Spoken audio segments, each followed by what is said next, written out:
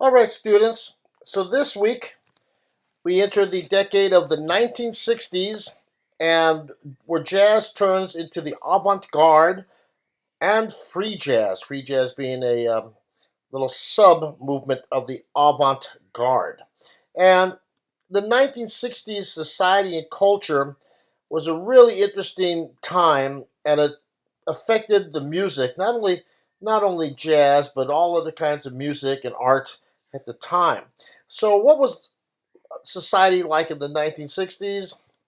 In one word, turbulent.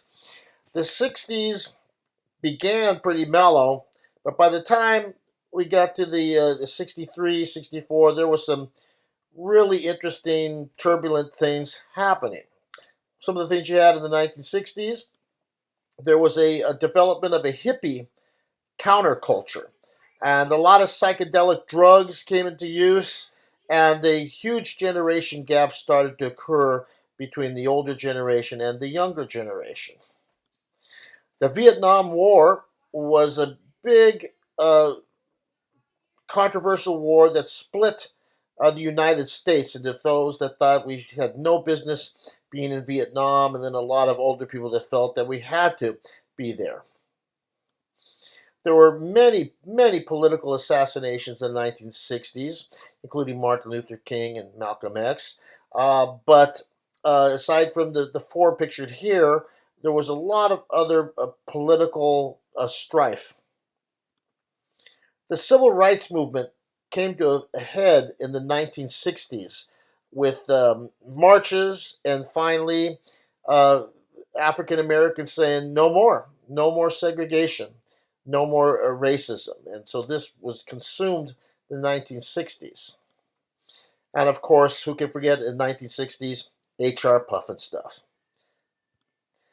Now, jazz changed into what we call the avant-garde. Now, the avant-garde isn't necessarily a term restricted only to jazz. Avant-garde is when an artist, it could be jazz artist, rock artist, classical artist, filmmakers,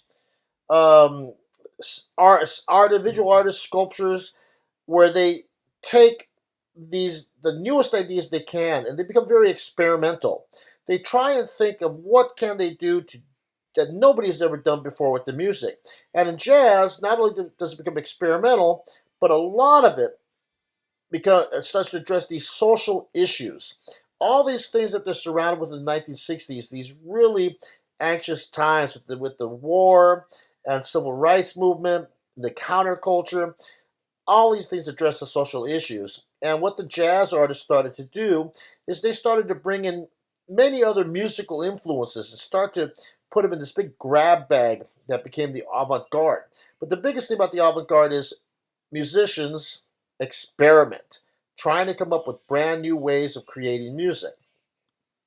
So some avant-garde musicians, you were introduced already to Miles Davis, and Miles Davis really began the avant-garde movement with his album Kind of Blue. And you already know about that. But what was interesting about the album Kind of Blue is what was new and experimental and never been done before was the idea of using this idea of modality in jazz, getting rid of chords and instead improvising on different modal scales.